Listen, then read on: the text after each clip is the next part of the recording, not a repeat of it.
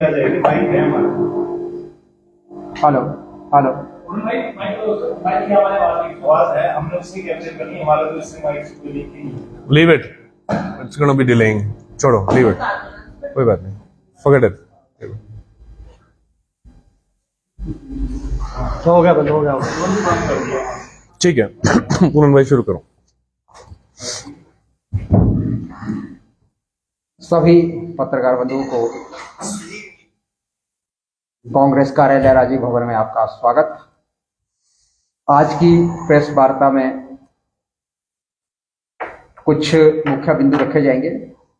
हमारे साथ हमारे मुख्य प्रवक्ता कंवर रविंद्र जी, हमारे संजू भाई प्रेस अपने जो उपाध्यक्ष है, और महासचिव जोपटा जी, और हमारे सचिव सुमन, और मीडिया के सचिव कश्मीर जी, और बाकी हमारे पंचायत के प्रधान हमारे बीच में।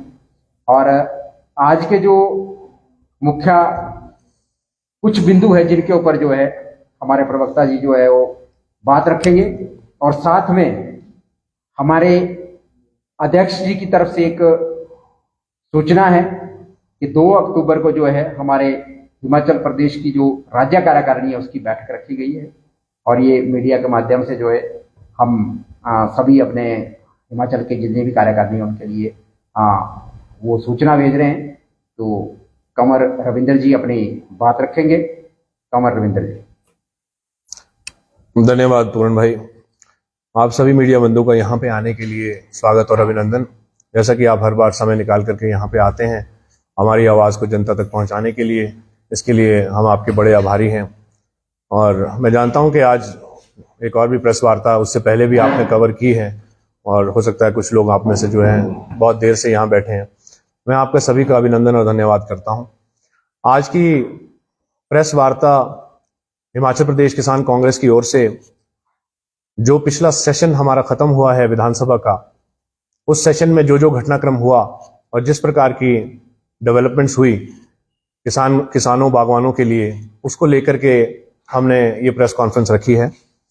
हमने देखा कि ये जो सेशन हुआ था पिछला सेशन, जिसमें हिमाचल प्रदेश सरकार ने बहुत से ऐसे मुद्दे और ऐसे निर्णय विधानसभा में लिए जो हिमाचल प्रदेश के किसानों और बागवानों के हित में थे।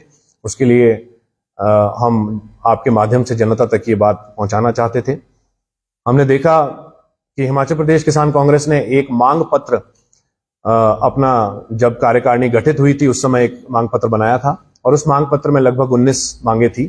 और उन 19 मांगों में ये मांग सर्वप्रथम थी कि सेब को प्रति किलो के हिसाब से बेचा जाए, टेलीस्कोपिक कार्टन जो है उसका प्रचलन बंद हो, हमारी दवाइयां जो सब्सिडी में पहले मिला करती थी वो दोबारा से बहाल हो, और साथ ही एप्पल में या दूसरे फलों में न्यूनतम समर्थन मूल्य जो है MSP उसको निर्धारित किया जाए।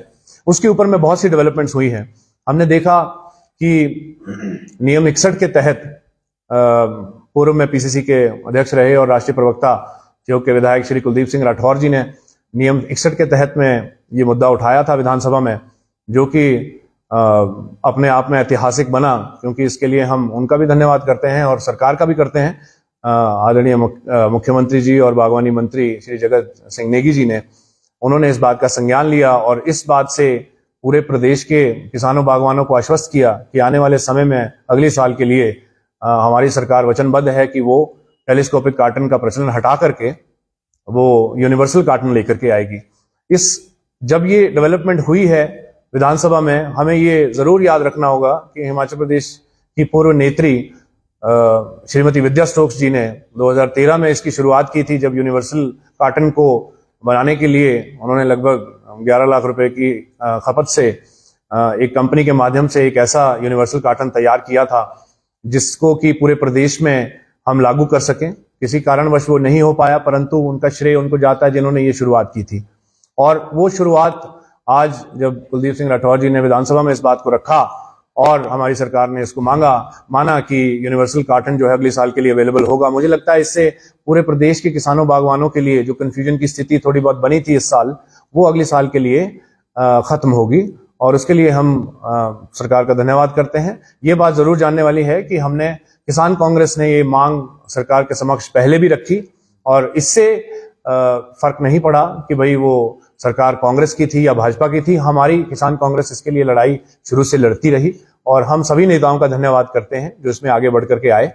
और एप्पल को पर केजी बेचने की जो मुहिम थी, उसका पिछली विधानसभा सेशन में आपने देखा था कि वही ठियोग के विधायक कुलदीप सिंह राठौर जी ने इस बारे में बात रखी थी। हमारी सरकार ने, सभी नेताओं ने मिलकर के, बागवानी मंत्री जी ने भी ये आश्वासन दिया कि ये होगा, और मुख्यमंत्री जी की कैबिनेट में जो निर्णय हुआ उससे इस साल सेब पर किलो के हिसाब से बिका। इससे बहुत से लोगों को फायदा हुआ, सभी लोगों को फायदा हुआ, और मैं समझता हूं it's a breakthrough development. और आने वाले समय में भी ऐसा ही होगा, क्योंकि दूसरे प्रदेशों में कोई भी फल है वो किलो के हिसाब से बिकता है, हमारे में वो पेटी के हिसाब से बिकता था। तो ये कांग्रेस सरकार ने जो निर्णय लिया, इसके लिए भी हम किसान कांग्रेस हिमाचल प्रदेश की ओर से उनका धन्यवाद करते हैं। कुलदीप सिंह राठौर जी ने जो अदानी के विषय में भी स्टेटमेंट उठाई थी, जिसमें उन्होंने कहा था कि अदानी को अपने रेट्स बढ़ाने चाहिए, और अगर वो ऐसा नहीं करते हैं तो किसान, बागवान और पूरी सरकार जो है वो एक्शन उस पर लेगी, जो भी हो पाएगा। तो उसमें भी अदानी ने इमीडिएटली अपने रेट्स बढ़ाए, उससे भी किसानों, बागवानों को फायदा हुआ। उसके लिए हम सभी नेताओं का, पार्टी के धन्यवाद करते हैं। और नेशनल प्लेटफॉर्म पे सेब की बात को रखने के लिए भी हम आदरणीय कुलदीप सिंह राठौर जी का धन्यवाद करते हैं। मुख्यमंत्री जी जिन्होंने कि किसानों, बागवानों के हित के लिए बहुत सी ऐसी स्कीम्स बजट से लेकर के अभी तक सेशन तक वो लेकर के आते हैं, उसके लिए हम उनका धन्यवाद करते हैं। चाहे वो हिम उन्नति रही हो, चाहे वो सब्सिडी को बहाल करने की बात रही हो, चाहे वो सेब को प्रति किलो करने की बात रही हो, चाहे वो एमएसपी को बढ़ाने की बात रही हो। यदि आप देखेंगे तो एमएसपी सेब और आम का बढ़ाया जा चुका है प्रदेश सरकार के द्वारा। अब वो कितना आने वाले समय में और भी बढ़ेगा, हम ये उम्मीद करते हैं, परंतु अभी के लिए 1.5 रुपए बढ़ाए जाना अपने आप में बहुत है, और वो 12 रुपए के हिसाब से एमएसपी आज की डेट में किसानों को मिल रहा है। ये अपने आप में एक बहुत बड़ी डेवलपमेंट है। इसके साथ ही हमने एक चीज जरूर देखी केंद्रीय सरकार की तरफ से कि इसी बीच में लगभग 15 दिन पहले जो ईरान का सेब है उसके ऊपर में आयात शुल्क, इंपोर्ट ड्यूटी जो घटाई गई, उसको लेकर के हम जरूर सख्ते में हैं, क्योंकि अगर हम अपना उत्पाद, अपने देश का उत्पाद अपनी ही मार्केट्स में जाकर के खपत उनकी नहीं कर पाएंगे, और विदेशों का माल जो हमारे पास आएगा उसकी इंपोर्ट ड्यूटी घटा देंगे, तो हमारा माल तो ऑब्वियसली नहीं बिकेगा। तो हम इसके लिए केंद्र सरकार की निंदा करते हैं कि उन्होंने इंपोर्ट ड्यूटी को घटाया, क्योंकि इंपोर्ट ड्यूटी को घटाया जाना मतलब आप अपने किसानों, बागवानों को वो हक से वंचित रख रहे हैं जो उन्हें अपना उत्पाद अपनी मार्केट्स में अच्छे दामों पर बेचना था। तो इंपोर्ट ड्यूटी को जहां तक घटाया गया है, इसके लिए मैं पूरे हिमाचल प्रदेश किसान कांग्रेस की ओर से आदरणीय प्रधानमंत्री जी को ये निवेदन करना चाहता हूं कि इस ड्यूटी को बढ़ाया जाए, जितनी पहले थी उससे भी ऊपर किया जाए। जो उन्होंने कहा था कि हम 100% करेंगे, बल्कि उन्होंने घटा करके इसे 50% से भी नीचे कर दिया। तो ये अपने आप में बहुत ही दुख की बात है, और इसके लिए हम केंद्र सरकार की निंदा करते हैं।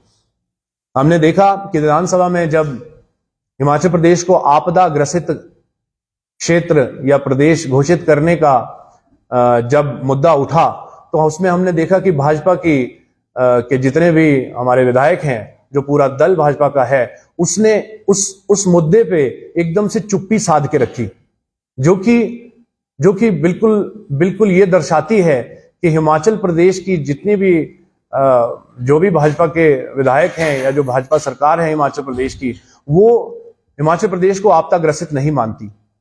यदि ये मुद्दा उठा था तो ये सिर्फ एक दल का नहीं था, एक पार्टी का नहीं था, ये पूरे प्रदेश का था।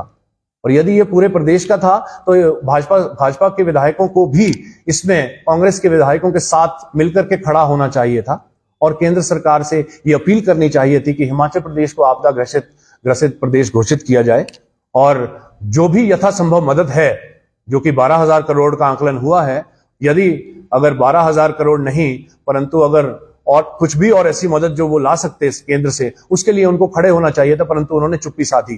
तो हम इसके लिए भाजपा सरकार की निंदा करते हैं, जो भाजपा के विधायक यहाँ हैं, और कांग्रेस सरकार की हम इस बात पे सराहना करते हैं कि प्रदेश को आपदा ग्रसित क्षेत्र घोषित करने के लिए उन्होंने एक विधेयक पारित किया और ये मुद्दा केंद्र सरकार तक उन्होंने भेजने के लिए प्रस्ताव विधानसभा में रखा।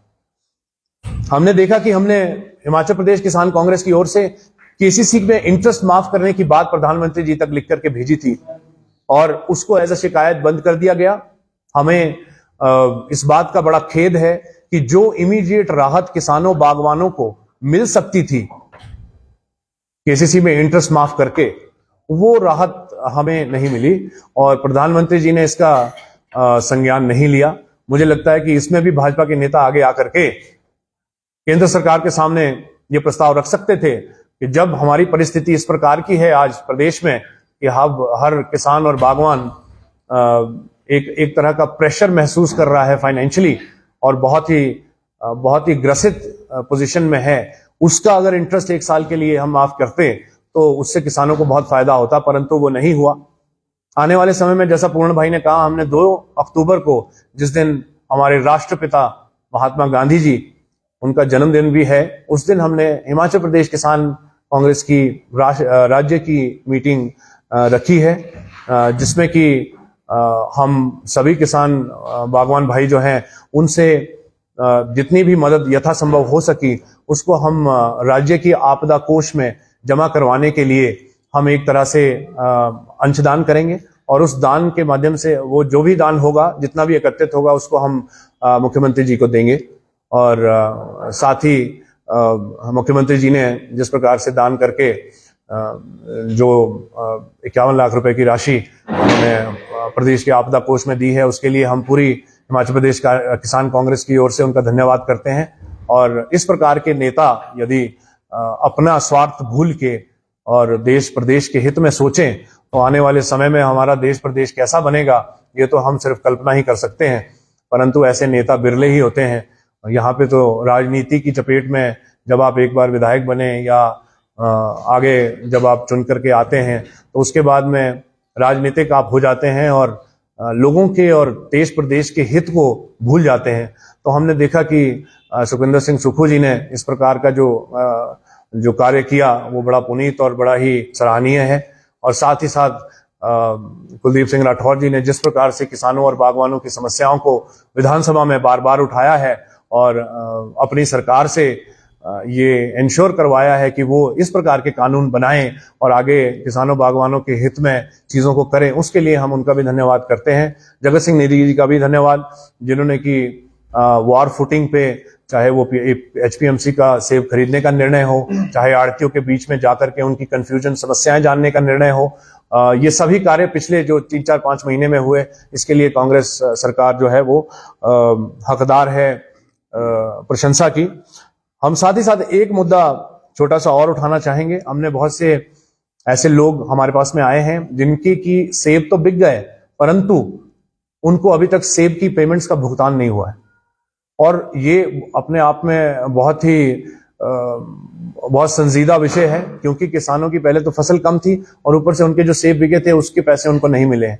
मैंने पिछली बार भी ये मेंशन किया था। हम इसके विषय में एक पत्र जो है वो बागवानी मंत्री जी को देंगे और सैंज पराला में 15 नंबर दुकान जिन आड़ती की होती है, उनका नाम अनूप कुमार है, उन्होंने ऐसे मेरे पास बहुत से पर्चे आए हैं लोगों के जिनकी पेमेंट्स अभी तक हुई नहीं है। तो हम इसके लिए सरकार को एक पत्र लिखेंगे और बागवानी मंत्री जी को इसके संदर्भ में सूचित करेंगे और ऐसी उम्मीद करते हैं कि वो पेमेंट जो है वो क्लियर हो जाएंगी। और आप सभी लोगों का यहाँ आने के लिए धन्यवाद। अंत में मैं ये कहना चाहूंगा, इससे पहले कि आपके प्रश्न लें, कि हिमाचल प्रदेश के अंदर हिमाचल प्रदेश किसान कांग्रेस की तादाद किसानों में सबसे ज्यादा है। हमारी ब्लॉक लेवल पर कार्यकारिणियां गठित हैं और कार्य कर रही हैं, जिला लेवल पर कार्यकारिणियां गठित हैं और काम कर रही हैं, और प्रदेश लेवल पर कार्यकारिणियां गठित हैं और कार्य कर रही हैं। हम इस मंच के माध्यम से ये जरूर बोलना चाहते हैं सभी एजेंसीज को, चाहे वो गवर्नमेंट की हो चाहे अदरवाइज हो, कि जब भी किसानों बागवानों की कोई भी बात हो तो उसमें हिमाचल प्रदेश किसान कांग्रेस को अपनी आवाज रखने के लिए भागीदारी सुनिश्चित करवाई जाए। जब भी किसी प्रकार की मीटिंग अगर किसानों और बागवानों को लेकर के होती है, उसमें हमारी किसी भी पदाधिकारी या किसी भी व्यक्ति की को इंक्लूड किया जाए, ताकि हमारा जितने भी किसान और बागवान हैं उनकी आवाज जो है हम उस पटल पर रख सकें। आप सभी का समय निकालने के लिए, आज यहाँ आने के लिए बहुत बहुत धन्यवाद। जय हिंद, जय हिमाचल। केसीसी को लेकर आपने बात कही है और बीजेपी के जो प्रवक्ता है चेतन बागता, उन्होंने कहा जी वरुण जी, सरकार को पहल जो है अपने बैंकों से हिमाचल प्रदेश में करनी है। आपने लास्ट में क्या बोला वो रह गया। केसीसी को लेकर आप बात कर रहे हैं कि केसीसी को जो है केंद्र सरकार द्वारा जो माफ करना चाहिए जी, लेकिन जो चेतन बागता है उनका कहना है कि पहल सरकार को अपने बैंकों से ही करनी चाहिए। चेतन बरागटा जी ने जो बात की है वो मुझे लगता है राजनीति से प्रेरित है। यदि आज नरेंद्र बरागटा जी होते तो शायद ऐसी बात नहीं करते, क्योंकि बात ये नहीं है कि पहल कौन करे और कहां से आए। आप जानते हैं कि 1969 में बैंक जब नेशनलाइज्ड हुए इंदिरा गांधी जी के समय में, तो जितने भी देश में बैंक थे वो सभी नेशनलाइज किए गए 2 चरणों में। और नेशनलाइज होने के बाद में आरबीआई उन बैंक्स को रेगुलेट करता है। आप अगर हिमाचल प्रदेश में देखेंगे तो सबसे ज्यादा केसीसी जो हैं वो नेशनलाइज बैंक्स के द्वारा किसानों बागवानों को दी गई है। नेशनलाइज बैंक किसी भी परव्यू से प्रदेश सरकार के अंतर्गत कार्य नहीं करते, और मैं समझता हूं कि इसके ऊपर किसी प्रकार की राजनीति नहीं होनी चाहिए। यदि चेतन बरागटा जी ने ऐसा बयान दिया तो मैं समझता हूं दुर्भाग्यपूर्ण है। हालांकि उनको ये अपील अपनी केंद्र की सरकार से करनी चाहिए थी कि जो भी केसीसी का ऋण है उसको तो छोड़िए, सिर्फ ब्याज जो है 1 साल का, यदि वो ही माफ हो जाए हिमाचल प्रदेश का, तो उन किसानों बागवानों पे बड़ी कृपा होगी। आपदाई और इस आपदा में बात की जाए, काफी लोग बेघर हो गए और जी। बेघर होने के साथ साथ लोगों की खेती होगी, जी जो भूमि थी वो भी नष्ट हो गई।